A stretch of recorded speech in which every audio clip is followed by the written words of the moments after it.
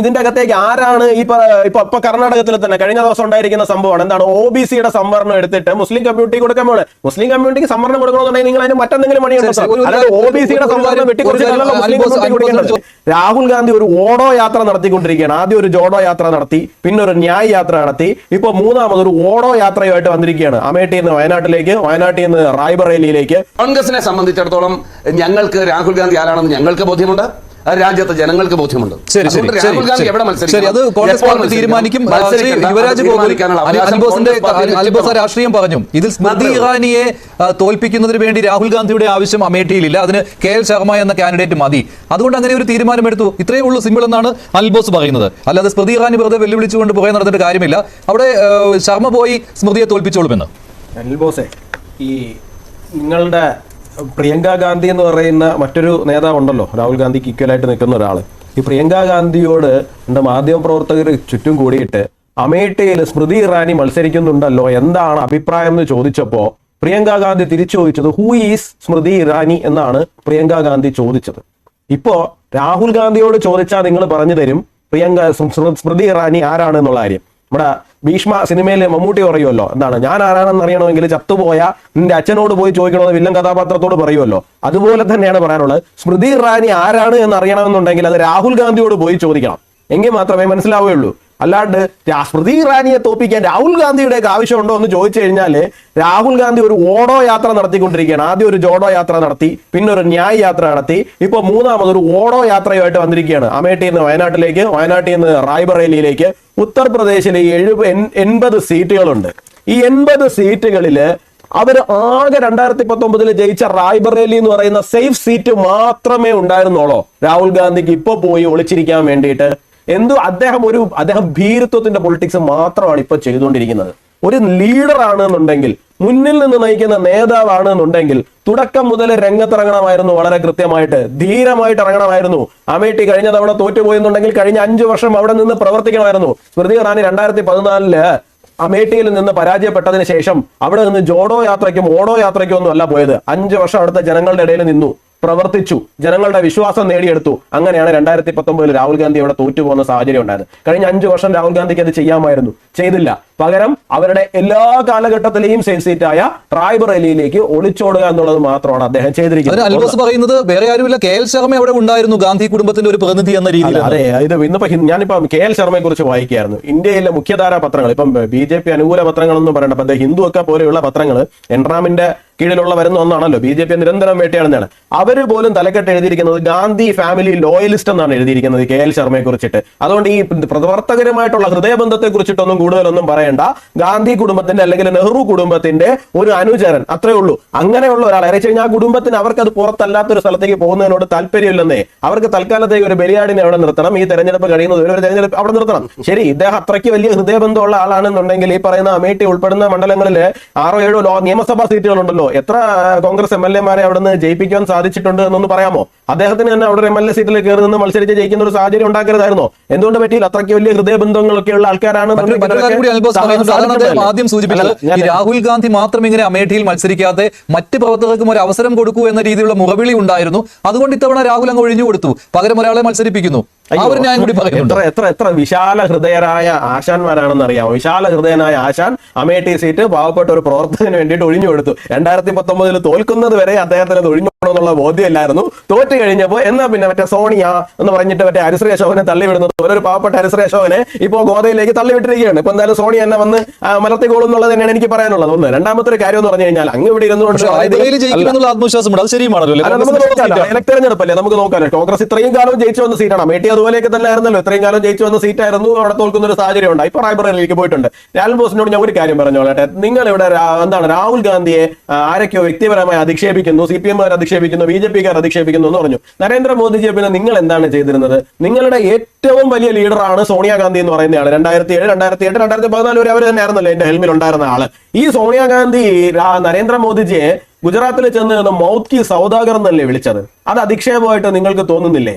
മരണത്തിന്റെ വ്യാപാരി എന്നല്ലേ അദ്ദേഹത്തെ വിളിച്ചത്? നിങ്ങൾക്ക് അധിക്ഷേപമായിട്ട് തോന്നിയിട്ടില്ലേ? നിങ്ങളുടെ കോൺഗ്രസിന്റെ സൈബർ ഹാൻഡിലുകൾ അദ്ദേഹത്തെ ഫിക്കു എന്ന് പേരിട്ട് വിളിക്കുമ്പോൾ നിങ്ങൾക്ക് അത് അധിക്ഷേപമായിട്ട് തോന്നില്ലേ?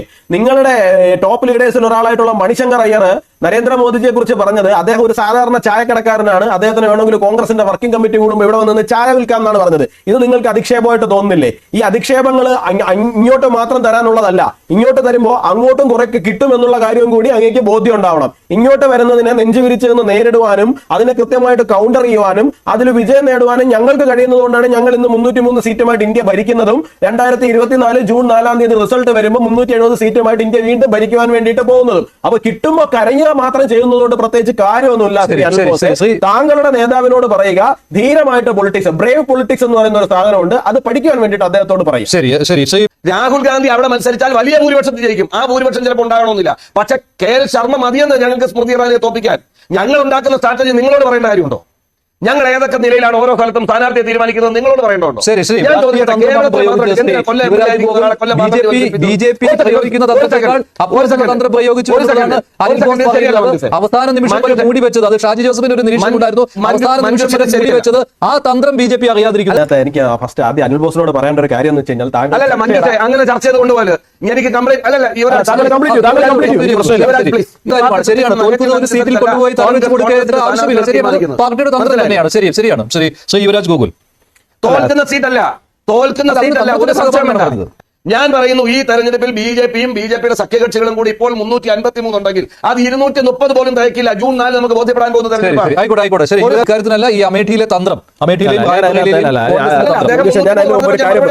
ഒരു കാര്യം ഇദ്ദേഹം ശ്രീ അനിൽ ബോസ് ചർച്ചയുടെ ആദ്യ റൗണ്ടിലും സ്മൃതി ഇറാനിയെ ലക്ഷ്യം വെച്ചുകൊണ്ട് വ്യംഗ്യാർത്ഥത്തിൽ ചില കാര്യങ്ങൾ സൂചിപ്പിക്കുകയുണ്ടായി. രണ്ടാമത്തെ റൗണ്ടിലും അദ്ദേഹം അത് സൂചിപ്പിച്ചു. ഞാൻ ആദ്യത്തെ റൗണ്ടിൽ അത് വളരെ സബ്റ്റിലായിട്ട് പോയതുകൊണ്ട് ഞാൻ അത് വിട്ടു. രണ്ടാമത്തെ റൗണ്ടിൽ അദ്ദേഹം കുറച്ചുകൂടിയും അതിന്റെ ഗ്രാവിറ്റി കൂട്ടിയിട്ട് ഗൂഗിളിൽ സെർച്ച് ചെയ്താൽ മതി, അവിടെ സെർച്ച് ചെയ്താൽ മതി, ഭൂമിശാസ്ത്രം കിട്ടും, ആ ശാസ്ത്രം കിട്ടും എന്നൊക്കെ പറഞ്ഞു. അനിൽ ബോസിനോട് എനിക്ക് അങ്ങോട്ട് എനിക്ക് ഓർമ്മിപ്പിക്കാനുള്ള ഒരു കാര്യം എന്ന് പറഞ്ഞു കഴിഞ്ഞാൽ, സ്മൃതി ഇറാനിയെ ഗൂഗിളിൽ പോയി സെർച്ച് ചെയ്ത് ഭൂമിശാസ്ത്രവും ജ്യോതിശാസ്ത്രവും ഒക്കെ കണ്ടുപിടിക്കുന്നതിനൊപ്പം അങ്ങയുടെ നേതാവായ സോണിയാഗാന്ധിയെ കുറിച്ച് കൂടി ഗൂഗിളിൽ സെർച്ച് ചെയ്ത് അവരുടെ ഭൂമിശാസ്ത്രവും അവരുടെ ജ്യോതിശാസ്ത്രവും ഒക്കെ കൂടി കണ്ടുപിടിക്കുവാനുള്ള ഒരു മനസ്സ് കാണിക്കണം എന്നാണ്. പിന്നെ ഒരു സ്ഥാനാർത്ഥിയെ ഇത്തരത്തില് പ്രത്യേകിച്ച് ഒരു സ്ത്രീയെ ഇത്തരത്തില് വ്യക്തിഹത്യ ചെയ്യുന്ന തലത്തില് അങ്ങ് ഇവിടെ ഇരുന്നു കൊണ്ട് അവതരിപ്പിച്ചുകൊണ്ടാണ് അങ്ങ് മറ്റുള്ളവരെ ഉപദേശിക്കുന്നത്. എന്താണ്? അങ്ങയുടെ സ്ഥാനാർത്ഥിയായ രാഹുൽ ഗാന്ധിയെ പരിഹസിക്കരുത്, അപഹസിക്കരുത് എന്നൊക്കെ. ഈ രണ്ടും കൂടി ഒരുമിച്ച് ഓടില്ല എന്നുള്ള കാര്യം ഞാൻ അങ്ങേ വിനീതമായിട്ട് കാര്യം. രണ്ടാമത്തെ കാര്യം, രാഹുൽ ഗാന്ധി എന്ന് പറയുന്ന മനുഷ്യൻ റായ്ബറേലിയിൽ മത്സരിക്കുകയോ അമേഠിയിൽ മത്സരിക്കുകയോ വയനാട്ടിൽ പോയി മത്സരിക്കുകയോ ഗോകർണത്തിൽ പോയി മത്സരിക്കുകയോ ഇത് ഞങ്ങളെ സംബന്ധിക്കുന്ന വിഷയമല്ല. ഈ വിഷയത്തിൽ ഞങ്ങളെ ചർച്ചയ്ക്ക് വിളിച്ചത് കൊണ്ട് ഞങ്ങളുടെ അഭിപ്രായം പറയേണ്ടി വരുന്നത് കൊണ്ട് പറയുന്നതാണ്. പക്ഷേ കെ സുരേന്ദ്രൻ പറഞ്ഞിരുന്നത് വയനാട്ടുകാരെ വഞ്ചിക്കുന്ന അത് BJPയുടെ പൊളിറ്റിക്കൽ സ്റ്റാൻഡ്. ഞാൻ പൊളിറ്റിക്കൽ സ്റ്റാൻഡ് ബില്ല് എന്താണ്? അങ്ങനെ വയനാട്ടുകാരെ വഞ്ചിച്ചു എന്ന് പറയുമ്പോൾ അത് അനിൽ പറയുന്ന കാര്യം വയനാട്ടുകാർക്ക് അറിയാമായിരുന്നുവല്ലോ. എന്തായാലും രാഹുൽ മറ്റൊരു സീറ്റിൽ കൂടി വയനാട്ടിൽ രാഹുൽ ഗാന്ധി അതിന് മുമ്പ് പ്രചരണം നൽകിയിരുന്നു. ഞാനത് രണ്ടാമത്തെ ഒരു സീറ്റിൽ മത്സരിക്കാൻ പോവുകയാണ്. ഇവരെ തന്നെയല്ലേ ഇവിടെ ഇരുന്നുകൊണ്ട് പറയുന്നത് ഞങ്ങളുടെ രാഷ്ട്രീയമായ സ്ട്രാറ്റജി ആയിരുന്നു. ഇപ്പൊ ഷാജി ജോസഫ് സാർ ശരിക്കും പറഞ്ഞു കഴിഞ്ഞാൽ അദ്ദേഹം ഒരു പരിധിവരെ കോൺഗ്രസിനെ ഫേവർ ചെയ്താണ് സംസാരിക്കാൻ ശ്രമിച്ചതെങ്കിൽ അടിച്ചത് ഒരു സെൽഫ് ഗോളാണ്. എന്താണ്? രാഹുൽ ഗാന്ധി ആരും അറിയാതെ തലയിൽ കൂടെ മുണ്ടിട്ട് അവിടെ ചെന്ന് മത്സരിക്കുകയായിരുന്നു. എന്തിനാണ്? പ്രത്യേകിച്ച് ഒരു കരുത്തനായ സ്ഥാനാർത്ഥി അവിടെ വന്നു കഴിഞ്ഞു കഴിഞ്ഞാൽ രാഹുൽ ഗാന്ധിക്ക് ബുദ്ധിമുട്ടാവും. അപ്പൊ ഒരു സാധാരണക്കാരനായ ഒരു പാവപ്പെട്ട സ്ഥാനാർത്ഥിയെ കിട്ടിക്കഴിഞ്ഞു കഴിഞ്ഞാൽ എങ്ങനെയെങ്കിലും റായ്ബറേലിയിൽ കടന്നുകൂടി പോവാം. ഇതായിരുന്നു കോൺഗ്രസിന്റെ സ്ട്രാറ്റജി. കോൺഗ്രസിന്റെ സ്ട്രാറ്റജി എന്ന് പറയുന്നത് ഇന്ത്യയിൽ ഭരണം പിടിക്കുക എന്നുള്ളതല്ല. രാഹുൽ ഗാന്ധിയെ എങ്ങനെയെങ്കിലും തലയിൽ കൂടെ മുണ്ടിടിപ്പിച്ചിട്ടായിരുന്നാലും പാർലമെന്റിലേക്ക് കൊണ്ടിരുത്തുക എന്നുള്ളത് മാത്രമാണ് സ്ട്രാറ്റജി. അല്ലാണ്ട് വേറെ ഒരു സ്ട്രാറ്റജി. എന്തായാലും നിങ്ങൾ ഒരു കാര്യം സമ്മതിച്ചല്ലോ, നിലവിലെ NDAക്ക് 230 കിട്ടുമെന്ന് നിങ്ങൾ സമ്മതിച്ചല്ലോ. അനിൽ ബോസ്, ഞാൻ നിങ്ങളോട് തിരിച്ചൊരു കാര്യം ചോദിക്കട്ടെ. നിങ്ങൾക്ക് ഇത്തവണയെങ്കിൽ 55 MPമാരെ കിട്ടുമോ പ്രതിപക്ഷ നേതാവിനെ ഉണ്ടാക്കാൻ വേണ്ടിയിട്ട്? നിങ്ങൾ ഇന്ന് ഇന്ത്യ മുന്നണി എന്നും പറഞ്ഞൊരു മുന്നണി ഉണ്ടാക്കിയിട്ട് മത്സരിക്കുന്നുണ്ടല്ലോ. ഈ മുന്നണിയിലെ ഒരു പാർട്ടി അടിച്ചു നിർത്തി കഴിഞ്ഞാൽ 55 സീറ്റ് കിട്ടും പ്രതിപക്ഷ നേതാവിനെ കൊണ്ടിരുത്താൻ വേണ്ടിയിട്ട്. നിങ്ങളുടെ അവസ്ഥ അതാണ് നിങ്ങളുടെ അവസ്ഥ. പിന്നെ നിങ്ങൾ ഈ ഡൽഹിയിലും എന്താണ് മുസ്ലിം പോലും നിർത്താത്തതെന്നൊക്കെ പറഞ്ഞു 11 സംസ്ഥാനങ്ങളുടെ പേര് ഡൽഹി, പഞ്ചാബ്, ഗുജറാത്ത്, ഹരിയാന, തെലങ്കാന, രാജസ്ഥാൻ, ഉത്തരാഖണ്ഡ്, മഹാരാഷ്ട്ര, ഛത്തീസ്ഗഡ്, മധ്യപ്രദേശ്, ഹിമാചൽ പ്രദേശ്, ഈ 11 സംസ്ഥാനങ്ങളിലെ ഒരു മുസ്ലിം സ്ഥാനാർത്ഥിയുടെ പേര് കോൺഗ്രസിന്റെ കാൻഡിഡേറ്റ് ലിസ്റ്റിൽ നിന്ന് എനിക്കൊന്ന് പറഞ്ഞു തരാമോ? ഇല്ലല്ലോ. അപ്പൊ ഇതാണ് നിങ്ങളുടെ അവസ്ഥ. നിങ്ങളുടെ പല നേതാക്കളും രാജിവെച്ച് പോകുന്നുണ്ട്. മുസ്ലിങ്ങൾക്ക് സ്ഥാനാർത്ഥിത്വം കൊടുക്കുന്നില്ല എന്ന് പറഞ്ഞ് ഗുജറാത്തിലാണെന്ന് തോന്നുന്നു നിങ്ങളുടെ ജനറൽ സെക്രട്ടറി ഉൾപ്പെടെ രാജിവെച്ച് പോകുന്ന ഒരു സാഹചര്യം നമ്മൾ കണ്ടായിരുന്നു. അപ്പൊ നിങ്ങൾ ഇവിടെ വന്നിരുന്നിട്ട് ഈ പറയുന്ന മുസ്ലിം പ്രേമൊന്നും പറയണ്ട. നിങ്ങൾ ഗുജറാത്തിലും UPയിലും ഒക്കെ പോകുന്ന സമയത്ത് നിങ്ങൾക്ക് ജയിക്കാൻ പറ്റുന്ന തലത്തിൽ തന്നെയാണ് ജാതി മത സമവാക്യം നോക്കിയിട്ട് നിങ്ങളെ കാൻഡിഡേറ്റിനെ നിശ്ചയിക്കുന്നത്. പക്ഷേ ഇവിടെ ഞങ്ങളെ പഠിപ്പിക്കാൻ മുസ്ലിം പ്രീണനം നടത്തുകയാണ് കോൺഗ്രസ് എന്നാണല്ലോ പ്രധാനമന്ത്രി പറയുന്നത്, OBC സംവരണം എടുത്തു കാട്ടിക്കൊണ്ട്. അല്ല, പ്രധാനമന്ത്രി പറയുന്നതിനകത്ത് വാസ്തവമുണ്ട്. കാരണം ഇതിന്റെ അകത്തേക്ക് ആരാണ് ഇപ്പൊ കർണാടകത്തിൽ തന്നെ കഴിഞ്ഞ ദിവസം ഉണ്ടായിരിക്കുന്ന സംഭവമാണ്. എന്താണ് OBC യുടെ സംവരണം എടുത്തിട്ട് മുസ്ലിം കമ്മ്യൂണിറ്റി കൊടുക്കാൻ പോണേ. മുസ്ലിം കമ്മ്യൂണിറ്റിക്ക് സംവരണം കൊടുക്കണമെന്നുണ്ടെങ്കിൽ നിങ്ങൾ അതിന് മറ്റെന്തെങ്കിലും പണിയുണ്ടോ? അല്ലാതെ OBC യുടെ സംവരണം ചോദിക്കേണ്ടതുണ്ട്. അനിൽ യുവരാജ് ഗോകുൽ ഇതാണ് അവിടുത്തെ പൊളിറ്റിക്സ് ആയിട്ട് അദ്ദേഹം ഗ്രൗണ്ട് ലെവൽ റിപ്പോർട്ട് ചെയ്തിട്ടുള്ള ആളാണ്. അതുകൊണ്ടാണ് അദ്ദേഹം ആ കാര്യങ്ങൾ പറയുന്നത്. പക്ഷേ അദ്ദേഹം ഒരു സെൽഫ് ഗോൾ അടിച്ചു എന്നുള്ളത് താങ്കൾ പറയുന്നുണ്ടായിരുന്നല്ലോ. അത് ഈ കാര്യമാണോ? ഈ രാഹുൽ ഗാന്ധിയാണ് കോൺഗ്രസിന്റെ നേതാവ് എന്നുള്ള കാര്യം എടുത്തു കാണിക്കുന്നു. അത് ഇന്ത്യ സഖ്യത്തിന് കൂടി നൽകുന്ന ഒരു ശ്രീ ഷാജി ജോസഫ്, ഞാൻ താങ്കൾക്ക് എനിക്ക് താങ്കളുടെ ഒന്ന് ചരിത്രവും ഭൂമിശാസ്ത്രവും പഠിച്ചിട്ട് നമുക്ക് ചർച്ചയ്ക്ക് ഇരിക്കാൻ കഴിയില്ല. നമ്മുടെ മുമ്പിൽ കേൾക്കുന്ന സ്റ്റേറ്റ്മെന്റിന്റെ അടിസ്ഥാനത്തിൽ മാത്രമാണ് ഒരാൾ പറയുന്ന പൊളിറ്റിക്സ് ഏത് ഭാഗത്തേക്കാണ് എന്ന് നമ്മൾ അസസ്മെന്റിൽ വരിക. രാഹുൽ ഗാന്ധി വയനാട്ടിലും അമേഠിയിലും മത്സരിക്കാനിടയായ സാഹചര്യത്തെക്കുറിച്ച് താങ്കൾ തന്നെ ഇപ്പോൾ വിശദീകരിച്ചു കഴിഞ്ഞു. അതായത് അമേഠിയിൽ രാഹുൽ ഗാന്ധി തോക്കും എന്നുള്ള കാര്യം കോൺഗ്രസിന് വളരെ നേരത്തെ അറിയാമായിരുന്നു. അതുകൊണ്ടാണ് അദ്ദേഹം വയനാട്ടിൽ വന്ന് മത്സരിക്കുന്ന സാഹചര്യം ഉണ്ടായെന്നുള്ള കാര്യം താങ്കൾ തന്നെ പറഞ്ഞു കഴിഞ്ഞു. ഇതേ താങ്കളാണ് ഫസ്റ്റ് റൗണ്ടിൽ നരേന്ദ്രമോദി വഡോദരയിലും വാരണാസിയിലും മത്സരിക്കുന്ന സാഹചര്യത്തിനെ ഇക്വേറ്റ് ചെയ്യാൻ വേണ്ടിയിട്ട് ശ്രമിച്ചു. പ്രധാനമന്ത്രി അന്ന് മത്സരിച്ചല്ലോ, അതുപോലെ തന്നെയാണ്. അതുപോലെയാണോ? അല്ല.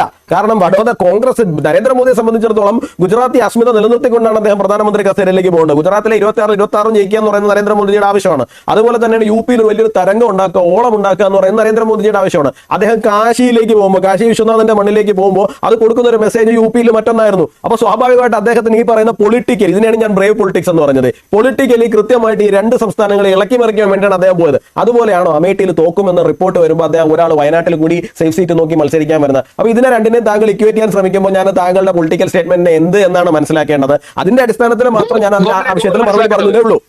അല്ലാണ്ട് വ്യക്തിപരമായി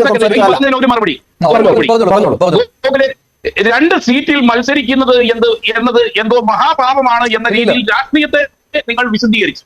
അതുകൊണ്ടാണ് ഞാൻ പറഞ്ഞത്, രാഷ്ട്രീയം രണ്ട് സീറ്റിൽ മത്സരിക്കുന്ന രംഗങ്ങൾ പല പ്രാവശ്യം. അങ്ങനെയല്ല. ഞാൻ താങ്കളുടെ സ്റ്റേറ്റ്മെന്റിനെ അടിസ്ഥാനപ്പെടുത്തി പറയേണ്ടി വന്ന സാഹചര്യം അതാണെന്ന് മാത്രമേ ഞാൻ പറഞ്ഞുള്ളൂ. പൊളിറ്റിക്കലി അത് രണ്ടും രണ്ടായിരുന്നു. രണ്ട് സീറ്റിൽ മത്സരിക്കുന്ന സാഹചര്യങ്ങളൊക്കെ ഇന്ത്യയിൽ ഒരുപാട് ഉണ്ടായിട്ടുണ്ട്. അദ്വാനിജി മത്സരിച്ചിട്ടുണ്ട്, വാജ്പേയി മത്സരിച്ചിട്ടുണ്ട്, ഇന്ദിരാഗാന്ധി മത്സരിച്ചിട്ടുണ്ട്, ഒരുപാട് പേര് അങ്ങനെ രണ്ട് സീറ്റിൽ മത്സരിച്ചിട്ടുണ്ട്. ഇപ്പൊ ഇവിടെ കേരളത്തിലെ കെ സുരേന്ദ്രൻ രണ്ട് സീറ്റിൽ മത്സരിച്ചിട്ടുണ്ട്. അപ്പൊ അതിനെയല്ല ഞാൻ പറഞ്ഞത്. ഞാൻ പറഞ്ഞതാണ് ഈ രണ്ടും ഒന്നല്ല എന്നാണ് പറഞ്ഞത്. നരേന്ദ്രമോദിജി പോയിരിക്കുന്ന ഒരു പോസിറ്റീവ് പൊളിറ്റിക്സിന്റെ, ബ്രേവ് പൊളിറ്റിക്സിന്റെ ഭാഗമായിട്ടാണെന്നുണ്ടെങ്കിൽ രാഹുൽ ഗാന്ധിയുടെ രണ്ട് സീറ്റിലെ മത്സരം എന്ന് പറയുന്നത് ഒരു ഒളിച്ചോട്ടമായിരുന്നു. ആ ഒളിച്ചോട്ടത്തിന് എടുത്ത് താങ്കളോട് പറഞ്ഞത് കോൺഗ്രസ് ഫോർവേഡ് ആയിട്ടുള്ള സ്റ്റേറ്റ്മെന്റ് ആണ് എടുത്തിരിക്കുന്നത്. ആ സ്റ്റേറ്റ്മെന്റിനകത്ത് ഒരു സെൽഫ് ഗോൾ ഉണ്ട്. താങ്കൾ പറഞ്ഞതിനകത്തുള്ള ചൂണ്ടിക്കാണിച്ചതേ ഉള്ളൂ. രാഹുൽ ഗാന്ധി ഇല്ലാത്ത ഒരു പാർലമെന്റ് ഉണ്ടാകാൻ പാടില്ല, ഒരു ലോക്സഭ ഉണ്ടാകാൻ പാടില്ല എന്ന് നിർബന്ധമുണ്ടെങ്കിൽ അദ്ദേഹം ഒരു ഷുവർ സീറ്റിൽ കൂടി മത്സരിക്കണമെന്ന് കോൺഗ്രസ് തീരുമാനിച്ചു. കംപ്ലീറ്റ് ചെയ്യട്ടെ. അവിടെ തന്നെയാണ് പ്രശ്നം. ഇത് കോൺഗ്രസിനാണ് അവിടെ നിർബന്ധം വരുന്നത് രാഹുൽ ഗാന്ധി ഉണ്ടാവുക എന്ന് പറയുന്നത്. Rahul Gandhi is A leader. He is the one who should lead not only the Congress but also the entire alliance of them. അല്ലെ, ഈ ഒപ്പോസിഷൻ അലയൻസിനെ ലീഡ് ചെയ്യേണ്ട ലീഡറാണ് അയാൾ കാണിക്കേണ്ടിയിരിക്കുന്നത്. അദ്ദേഹം കാണിക്കേണ്ടിയിരുന്നത് എന്താണ്? ധീരമായിട്ട് മുന്നിലിറങ്ങി നിന്ന് പോരാടുക എന്നുള്ളതാണ്. പകരം അദ്ദേഹം വയനാട്ടിൽ പോയി നിൽക്കുന്നു, എന്നിട്ട് രാഖി രാമാനെ ഒളിച്ചു വന്നിട്ട് മറ്റാരും പ്രിപ്പയർഡ് ആവരുത് എന്ന് പറയുന്ന ഒരു സ്ട്രാറ്റജിയാണ് എന്ന് പറഞ്ഞുകൊണ്ട് ഇവിടെ വന്നിരിക്കുന്നു. എന്ത് മെസ്സേജാണ് ഇത് കൊടുക്കാൻ ഉദ്ദേശിക്കുന്നത്? എന്ത് മെസ്സേജാണ് ഇവിടെ കൺവേ ആകുന്നത്? ഇതൊരിക്കലും ഒരു ലീഡറുടെ ഭാഗത്തുണ്ടാവില്ല. ഇത് ഒരു പൊളിറ്റിക്കൽ പാർട്ടി, ഒരു എൻറ്റയർ സിസ്റ്റം ഇവർ പറയുന്നത് പോലെ. ഇതുകൊണ്ടാണ് നരേന്ദ്രമോദിജി അദ്ദേഹത്തെ ഷാൻഷാ എന്ന് വിളിക്കുന്നത്, രാജകുമാരൻ എന്ന് പറയുന്നത്. എന്തുകൊണ്ടാണ് ഈ രാജകുമാരനെ ഒളിച്ച് കംഫർട്ടബിളാക്കി കൊണ്ടുപോകുന്ന? എന്താണ്? ഇദ്ദേഹം എങ്ങനെയെങ്കിലും കടന്നുകൂടി പോകണം, ഇദ്ദേഹം എങ്ങനെയെങ്കിലും പാർലമെന്റിന്റെ അകത്തേക്ക് കയറണം എന്നുള്ള ഉദ്ദേശത്തിൽ